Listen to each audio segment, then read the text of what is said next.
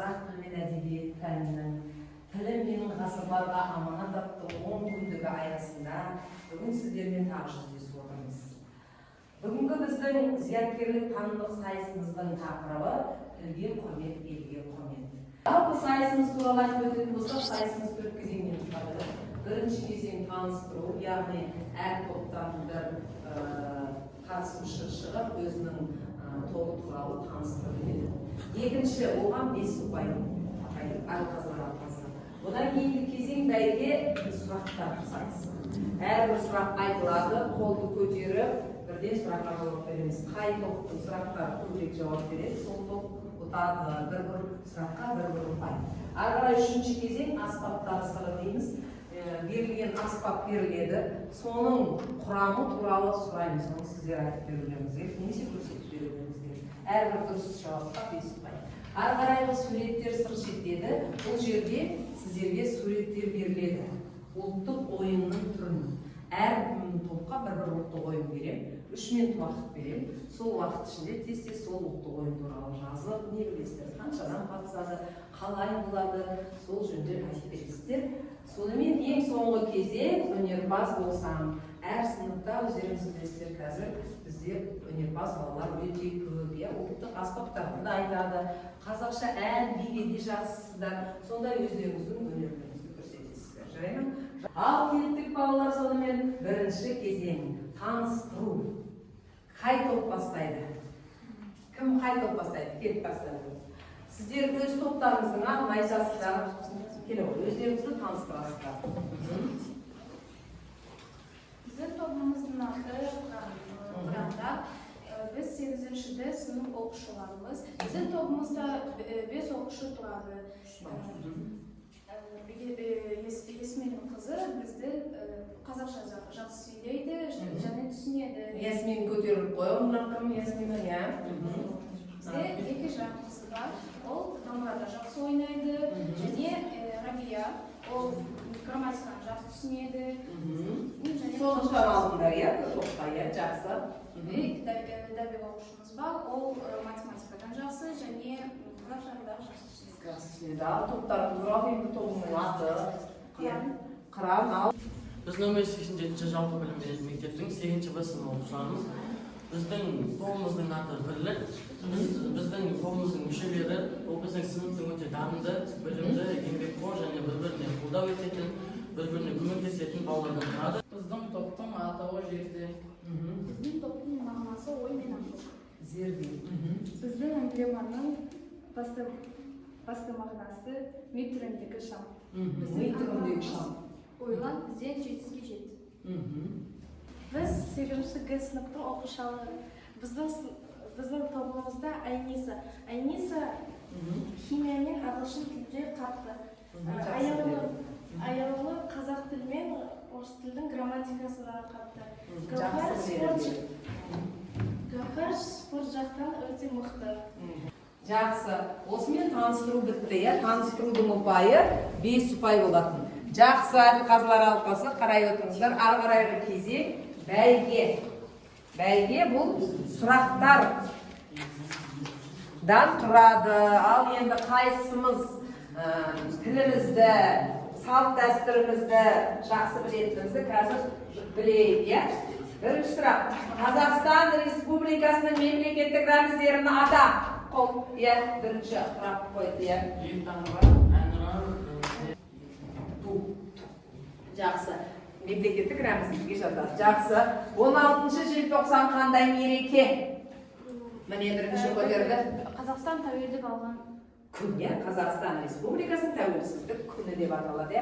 Экспо қай жылы қай қалада өтті? 2018 жылы Астанада өтті. Дұрыс айтты ма?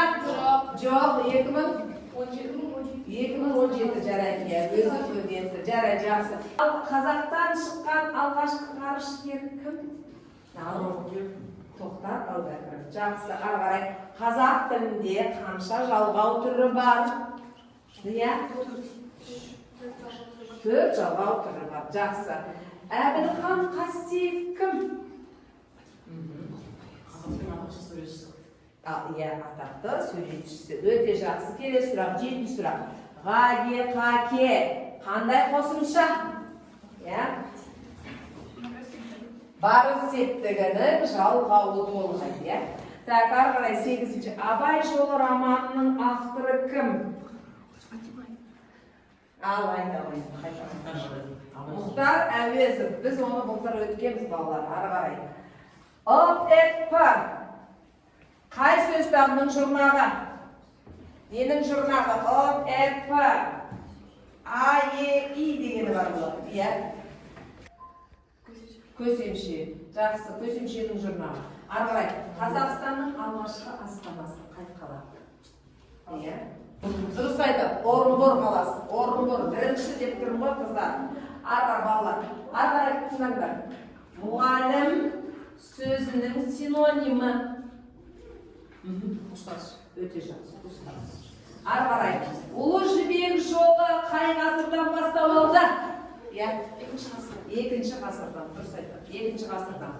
Әл-Фараби дүниеге келген қала. Қай қалада дүниеге келді? Немесе қазір фараб. Қазақтың ең көне жазуы қалай аталады? Тасқара шалып жазған. Жақсы. Ең алғашқы қазақ балалар үшін мектеп салып, өзі ұстаз болған жоқ. Қожа Ахмет Яссауи кесенесі қай қалада орналасқан? Қожа Ахмет кесенесі қай қалада орналасқан? Түркістан қаласында орналасқан. Алтын адам қай жерден табылған? Алтын адам қай жерден табылған? Есік қорғанынан табылған. Дұрыс айтады. Келесі, Орхон Енесей жазулары қай ғасырға тиесілі? Қай ғасырдың жазулары? 5-ші, дұрыс, 6-ші ғасырдың жазулары. Жақсы, Әділқазылар алқасы бірінші кезеңнің ұпай сандарын айтып, біздің айтып жіберсеңіздер. Айта беріңіз. Бірінші кезең әдемі бар. Бірінші таныстыру кезеңі крандар тобына, бірінші крандар тобына 8-ға 5 ұпай, бірлік тобына 5 ұпай, зерде тобына 5 ұпай, алдына крандарға 8-ға оларға 4 ұпай. Ал екінші бәйге бойынша крандар 8-ға 4 ұпай, ал сыздар 4 тұршы. Бірлік командасына 8 ұпай. Бұл бала өте жақсы жауап беріп отыр. Зердеде 3 ұпай. 3 сұраққа. Ал крандарда 2,5 ұпай. Өйткені басында 0,1 қыз жартылай жауап бергені 0,5 ұпай бердік. Ұпайларыңыз түсінікті ғой, бәрі ашық, дұрыс бағалау болды. Ренж жоқ қой, ал жақсы кетті. Келесі кезек аспаптар сыр шертеді дейміз. Қазір тағы бір ұпайдан сұрыс жауап берілген оқушыға бір ұпайдан беріледі. Домбыраның түймесін көрсет. Түймесі қай жерде болады? Домбыраның түймесі. Мынау міне біздің ұлттық домбырамыз, домбыраның келе ғой. Домбыраның түймесі қайсысы, қай жерде орналасқан түймесі? Міне, түймесі дұрыс көрсетті. Түймесі домбыраның түймесі. Жақсы оқып көріңіз. Тұра берсін менің қолымда. Өйткені қазір домбыраның тиегін көрсет. Тиегі қайсы? Міне, дұрыс қоя? Тиегі жақсы. Ары қарай. Домбыраның неше құлағы болады? Ал дәлелдейді ғой. 2 құлағы болады. Қай жерде болады? Үстінде көрсетші мені. Міне 2 құлағы.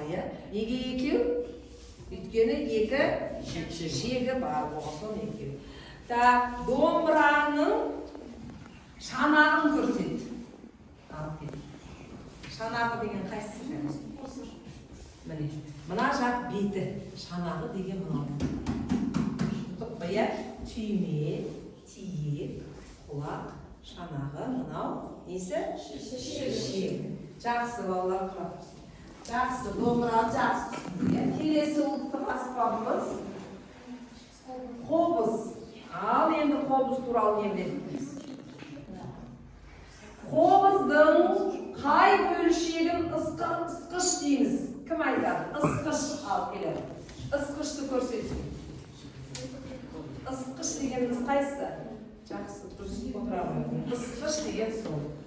Қобыз аспабының басын көрсетіңіз. Басы деген қайсысы? Алып келемін. Басы деген қайсысы? Қай жағы? Дұрыс былай болсын. Міне мына жерді тек қана бір жерді басы деп айтады. Жақсы, ары қарай қобыздың тиегін көрсет. Тиегі қай жерде екен? Тиегі бар ма? Қобызда жалпы болады өз тиегі. Болады, міне тұр. Домбырадағы сияқты тура сондай тиек. Жақсы. Қобыздың шегін көрсет. Жақсы. Ысқыш неден жасалады? Жоқ, мына жері ысқышы, мына жері неден жасалады? Аттың қылынан жасалады, аттың қылынан. Жақсы. Ары қарай келесі аспабымыз бұл не? Жетіген. Жақсы, өте жақсы. Жетігенде тиектің орнына не жүреді? Көрсетші. Тиектің орнына асық жүреді. Рас айтады міне. Мынау тиектің орнына кәдімгі біздің өзіміздің асығымыз екен. Жақсы. Жетігенде ішек саны нешеу? Жетеу, иә? Мынау жетеген. Жақсы. Ары қарай жетіген деген не мағынаны білдіреді? Жетіген деген не мағынаны білдіреді? Жалпы. Жетіген, жеті, шекті. Жеті деген дұрыс, жет деген сөзді ешкім ұқпадық па? Жеті түрлі ән деген мағынаны білдіреді. Жеті ән дегеннен қысқарып, жетіген деген сөз пайда болған. Ары қарай, жетігеннің құлағы бола ма? Болса нешеуін кім көрсете алады? Жеті құлағы болады. Кәне көрсетші қай жерде? Бар ма? Мына жақта да жеті бір реңке бар, сол үшін. Иә, дұрыс былай шыққанда бүйтіп көрсетеді. Иә, міне жеті құлағы бар, иә? Өйткені жеті ішкегі. Жақсы, өте жақсы. Сонымен балалар, біз сендермен үшінші кезең аспаптар сырын білдік. Жақсы, келесі суреттер сыр шертеді. Айдарымен келесі сұрақтарым сіздерге бері қарайсыздар.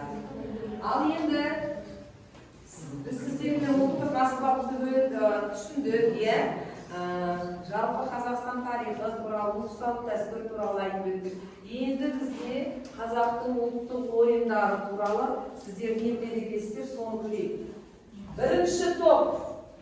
Мынаны жоқ жазасыздар, қазір мен уақыт беремін. Екінші топ. Үшінші топ. Төртінші топ. Тез-тез жалпы ойын туралы не білесіздер жалпы? Қаншада ойнайды, қалай ойнайды? Қай жастағы адамдар ойнайды десеңдер болады.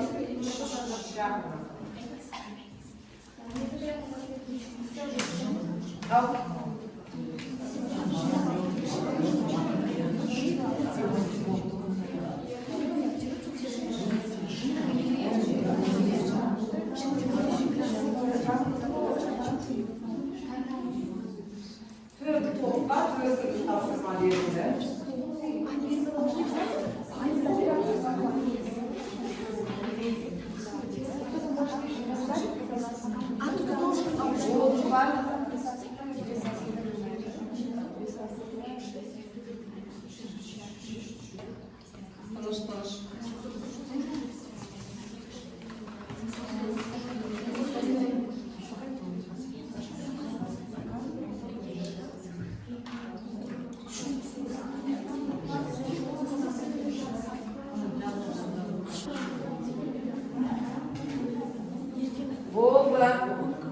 Балалар уақыт бітті.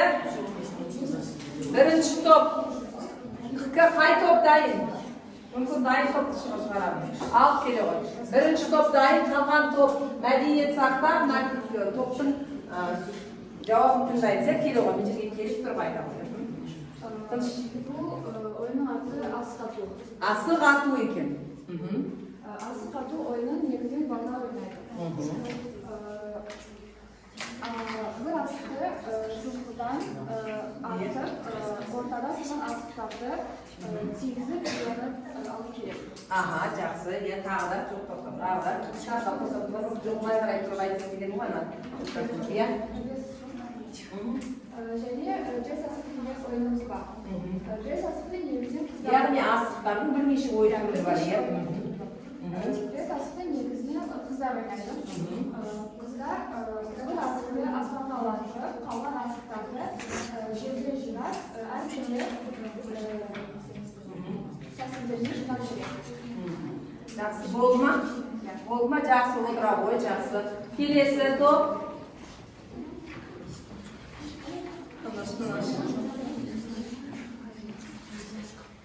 Біздің ойынымыздың аты көкпар. Көкпар ол бір өлген малды алып, жерде тұрған дөңгелекке салу керек. Көкпар негізі 5-5 ойналатын ойын. Оны көбінесе негізі үлкен кісілер ойнайды. Екі топқа бөлініп ойнайды.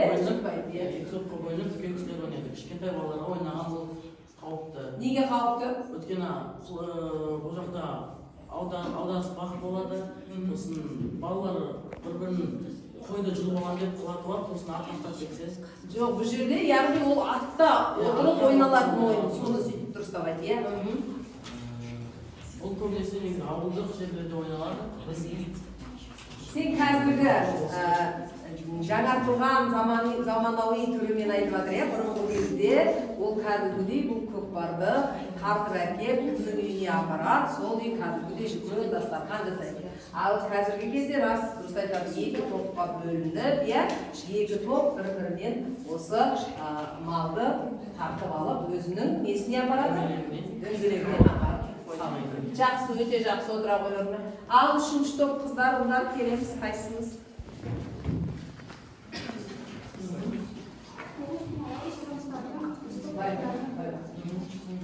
Бұл ойын біздің ата-бабаларымыздан Мына жаққа қарай.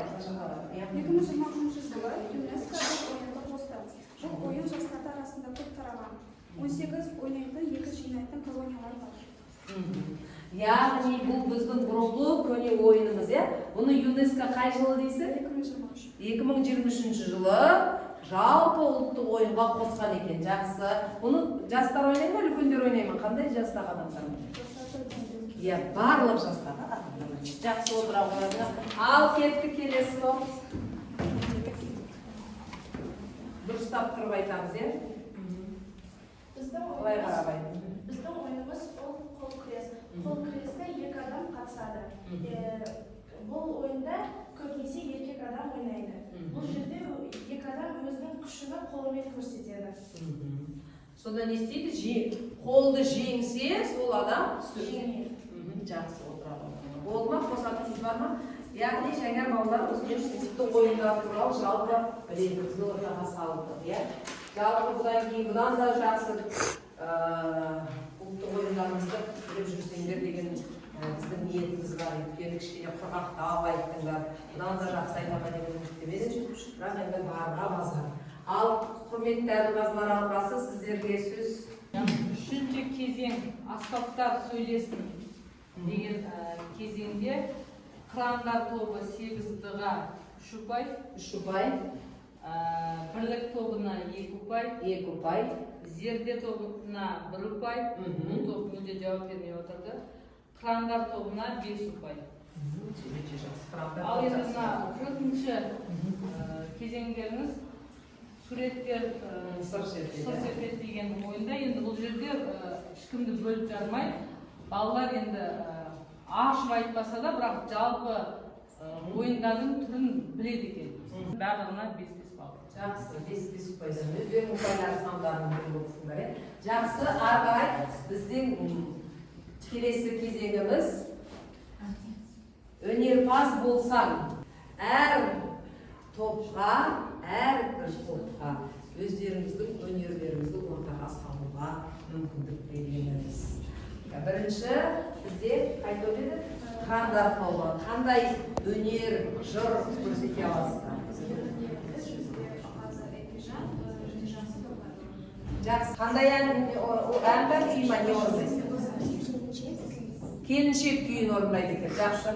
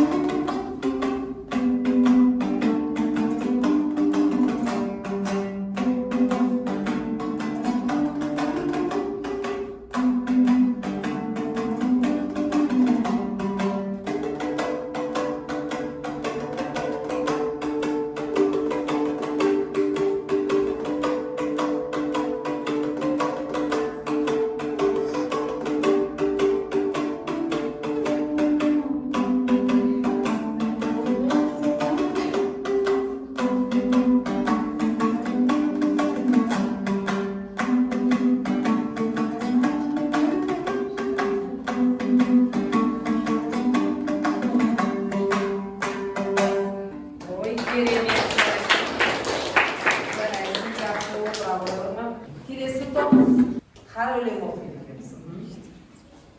Мұқағали Мақатаев бақытым. Ең бірінші бақытым халқым менің. Соған берем ойымның алтын кенін. Ол бар болса, мен бармын, бар болмаймын. Қымбаттырақ алтыннан нарқым менің. Ал екінші бақытым тілім менің. Тас жүректі тіліммен тілім дедім. Кей-кейде дүниеден түңілсем де, қасиетті тіліммен түңілмедім. Бақытым бар үшінші отан деген. Құдай деген кім десе отан дерем. Оты сөнген жалғанда жан барсың ба? Ойланбай-ақ, отал менен деген. Келіп отал менен. Келіп отал менен. Біздің топтан Рахима ойып көрсетеді. Домбыра тартып, тақпақ айтады. Иә, жақсы. Рахима домбыра шертеді екен. Өлең оқиды екен, иә? Құлақтан кіріп бойдалар. Құлақтан кіріп бойдалар, жақсы ән мен тәтті күй. Көңілге түрлі ой салар, әнді сүйсем менше сүй. Дүние ойдан шығады, өзімді өзім ұмытып, көңілім әнді ұғады, жүрегім бойды жылытып. Аңсаған шөлде су тапсам, бас қоймаймын бастауға. Біреу түртсе, я қалса, ой тоқтамас жасқауға. Бір күйгізіп, сүйгізіп, ескі өмірді тіргізер, өмір тонын кигізіп, жоқты барқып жүргізер. Езілгендей болады, құлағы ескі сыбырды, ескі ойға көңілім толады, тірілтіп өткен қорғырды. Ішіп терең ойлаймын, өткен көңіл уларын, тағы шын деп ойлаймын, жұрттың жалған шуларын. Тағы сене бастаймын, күнде алдағы шуларға, есім шығып қашпаймын, мен ішпеген ұл бар ма? Келесі кім? Біздің топта Гаухар деген оқушыға күй ойнайды. Жақсы.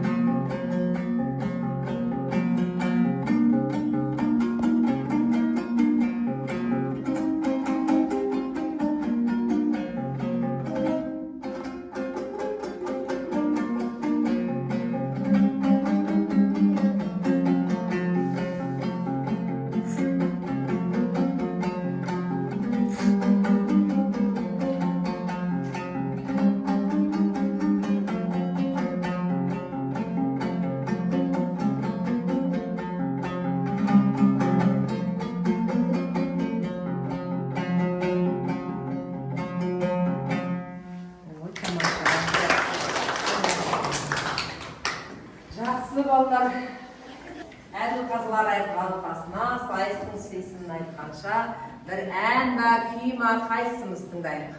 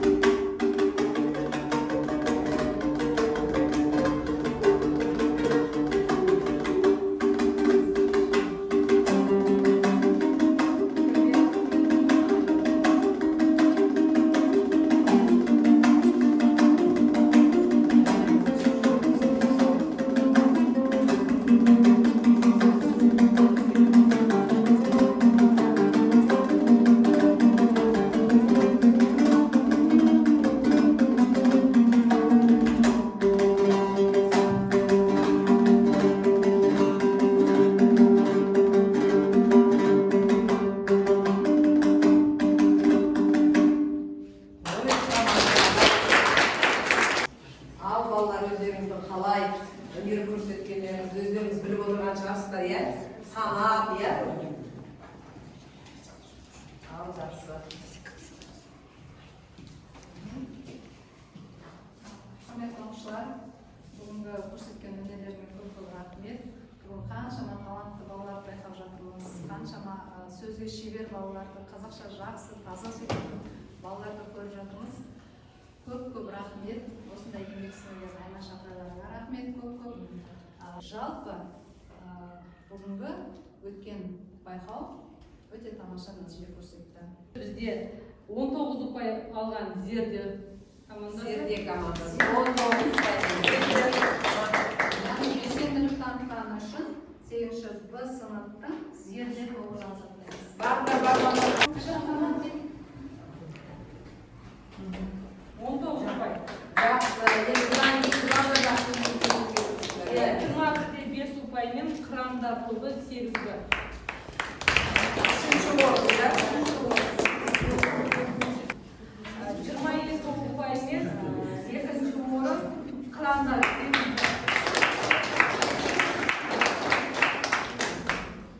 Және бірінші орын болып бізде 25 ұпай алған